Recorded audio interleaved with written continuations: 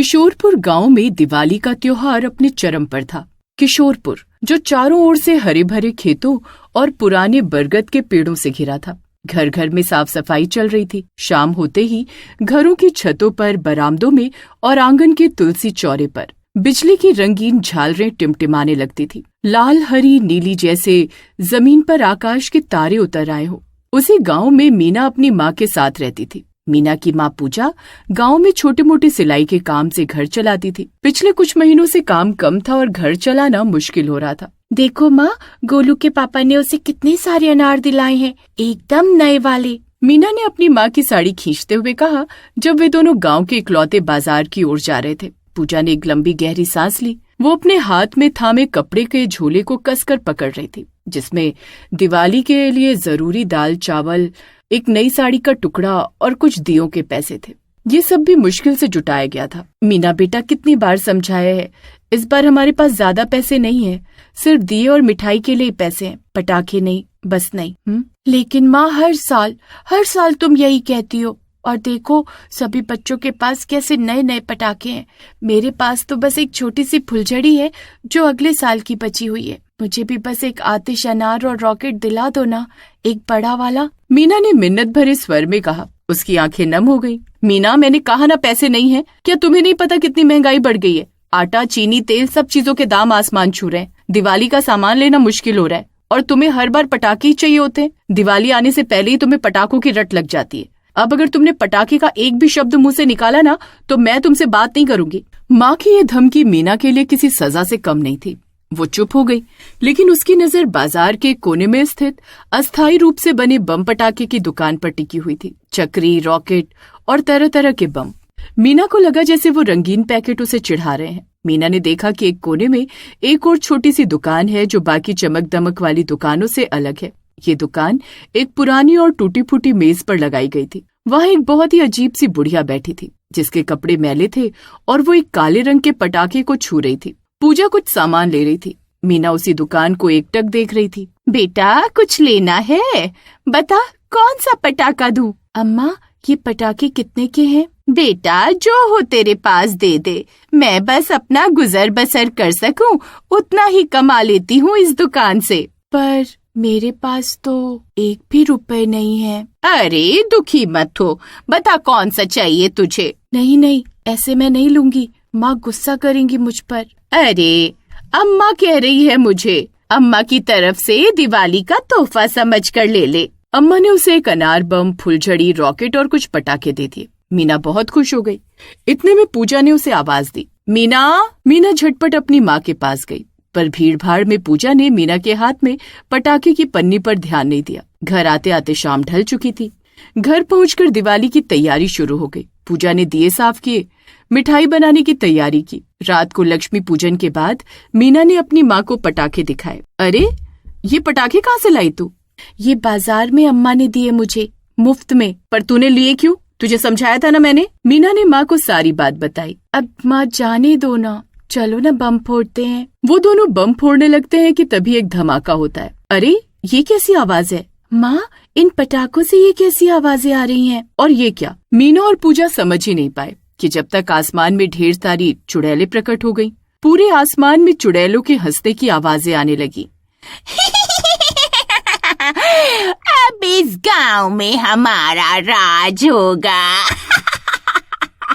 माँ, ये इतनी सारी चुड़ैल, ये क्या हो रहा है? मुझे कुछ समझ नहीं आ रहा। ये इन पटाखों की चिंगारी से पैदा हो रही हैं। तभी दूसरी ओर से सविता भी भागते हुए जा रही थी। अरे सविता, कहाँ भाग रही हो? हमारी गली में ढेरों चुड़ैल प्रकट हो गई हैं। ऊपर देखो, यहाँ भी यही हाल है। चुड़ैल ऊपर उड़ते उड़ते लोगों के घरों में घुस रही थी और उनके घर की मिठाई, पकवान सब खा रही थी। तो चलो मेरे साथ, मैं बाबा रामलाल के पास जा रही हूँ। ऐसे ही और भी लोग भागते हुए बाबा के पास जा पहुँचे। दूसरी ओर चुड़ैल ने पूरे गांव में हाहाकार मचा दिया।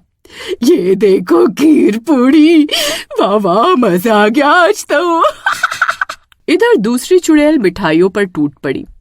अरे कितनी स्वादिष्ट मिठाई है, लड्डू, पेड़े, बर्फी, रसगुल्ला, वाह वाह वाह।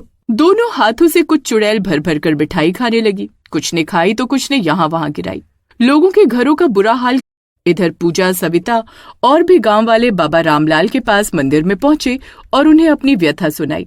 बाबा तुरंत उनके साथ चल दिए। तुम चुड़ैलों को मैं आखिरी बार चेतावनी देता हूँ, खुद ही शांत हो जाओ, वरना मैं तुम्हारा बुरा हश्र करूंगा। चुड़ैल जोर जोर से हंसने लगी और आतंक मचाना बंद नहीं किया। बाबा रामलाल ने अपने लोटे से गंगा जल की एक तेज धार हवा में छिड़क दी। पानी की कुछ बूंदें चुड़ैल को छूते ही कुछ भयानक चुड़ैल भस्म हो गई। नहीं, ये मेरा जादू कैसे खत्म हो रहा है? दैनिका कोई और नहीं, वही बूढ़ी अम्मा थी, बम पटाखे बेचने वाली। ये सब उसी का किया धरा था, गांव वालों से अपनी बेइज्जती का बदला लेने के लिए। ये साधारण पानी नहीं है दुष्ट, यह पवित्र गंगा जल है, जिसे इस धरती के लाखों दियों की शक्ति मिली है। तेरी आग नफरत और लालच की है और हमारी आग आस्था और प्रेम की है। कहते हुए बाबा रामलाल ने कुछ और बूंदे घरों पर मारी, जिससे जिन जिन पर गंगा जल की बूंदें पड़ती गई वो चुड़ैल भस्म होती चली गई। जो भी बम पटाखे इस चुड़ैल दैनिका की दुकान से लिए थे, उन्हें एक जगह इकट्ठा करो, उन्हें भस्म करना होगा, तभी नई चुड़ैल बनना बंद होगी। जल्दी करो, अपने अपने घरों के सभी दिए उठाओ, सारे दियों की रोशनी एक जगह इकट्ठा करो। हमें इस दुष्ट को उसी अग्नि से मारना होगा जिसे ये सबसे ज्यादा नफरत करती है। गांव के बाकी बचे लोग भी अपने घरों से मिट्टी के दिए जो घी या तेल से जल रहे थे लेकर मैदान की ओर भागे। दैनिका चुड़ैल ने देखा कि गांव वाले एकजुट हो रहे हैं और उसकी शक्ति कम हो रही है। तुम मुझे नहीं हरा सकते, मैं मौत की सौदागर हूँ, मैं तुम्हें राख कर दूंगी। उसने अपने हाथों को मोड़कर हवा में एक विशाल लपट बनाने की कोशिश की जो पूरे गांव को जला देती। तभी बाबा रामलाल ने चिल्लाकर अंतिम मंत्र पढ़ा। हे पवित्र अग्नि के देवता, हे हनुमान जी की शक्ति, इस दुष्ट को इसकी पाप की अग्नि में ही भस्म कर दो। इस गांव की आस्था और प्रेम की रोशनी इसकी नफरत को जला डाले। लगभग 500 दियों की रोशनी मैदान में इकट्ठा हो गई थी। बाबा ने भैरव बाबा का भस्म हवा में फेंका और वो उन सभी दियों की रोशनी को अपने में समाहित करने लगा। अचानक सारी चुड़ैल जो अभी भी हवा में उड़ रही थी, बाबा रामलाल के मंत्र की शक्ति से विपरीत दिशा में मुड़ गई। वो भस्म अब किसी चमत्कारी औजार में बदल गया और तेजी से सीधे दैनिका चुड़ैल के शरीर की ओर बढ़ने लगा। नहीं, मेरी मौत कैसे हो सकती है? ये लालच, ये मेरा हथियार था, मेरा अंत नहीं। चमत्कारी औजार ने जैसे उसके काले शरीर को छुआ, वो भयानक रूप से पिघलने लगी। उसकी लाल आंखें बुझ गईं और उसका शरीर एक काले बदबूदार धुएं में बदलने लगा और आसमान में कहीं गायब हो गया। दैनिका, पटाखों की देवी और मौत की सौदागर, जलकर वहीं मैदान में राख हो गई। गांव वाले धीरे धीरे अपने घरों से बाहर निकले। वे डरे हुए थे लेकिन जिंदा थे। उनके चेहरे पर डर के साथ साथ एक गहरी राहत थी। अरे बच गए, बाबा रामलाल की शक्ति ने बचा लिया, भगवान का लाख लाख धन्यवाद। गलियों में टूटे हुए दिए, जली हुई लकड़ी और एक काली राख के सिवा कुछ नहीं बचा था। बाबा रामलाल ने थके हुए मीना के सिर पर हाथ रखा, जो अभी भी अपनी माँ के आंचल में डरी सहमी बैठी थी।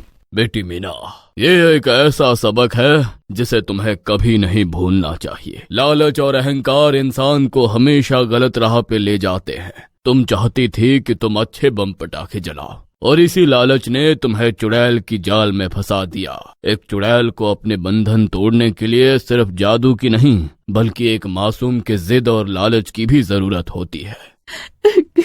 हाँ बाबा, अब कभी भी मैं पटाखों के लिए जिद नहीं करूंगी। मैंने आज सबकी जान खतरे में डाल दी। पूजा ने अपनी बेटी को गले लगा लिया। उसकी आंखें आंसुओं से भरी हुई थीं, पर अब वो आंसू डर के नहीं बल्कि अपनी बेटी को सुरक्षित पाकर आए थे। किशोरपुर गांव ने उस रात एक भयानक और अविस्मरणीय दिवाली मनाई। अगले दिन गांव वालों ने मिलकर जली हुई चीजों को साफ किया और मारे गए लोगों के लिए शोक मनाया। गांव वालों ने सामूहिक रूप से ये फैसला किया कि अब वे कभी भी किसी भी दिवाली पर ऐसे भयानक या शोरगुल वाले पटाखे नहीं जलाएंगे। पुजारी बाबा रामलाल ने गांव के बीचों बीच एक बड़ा दिया जलाया और घोषणा की, आज से किशारपुर की दिवाली सिर्फ दीपक की दिवाली होगी। दिए जो घर में रोशनी लाते हैं, खुशी लाते हैं और हमें अंधकार से बचाते हैं। हमें याद रखना होगा कि एक चुड़ैल ने हमें आग नहीं दी थी, बल्कि हमने अपने लालच से उसे खुद को आजाद करने का रास्ता दिया था। उस दिन से किशोरपुर गांव में लोग पटाखे कम और मिट्टी के दिए ज्यादा जलाने लगे।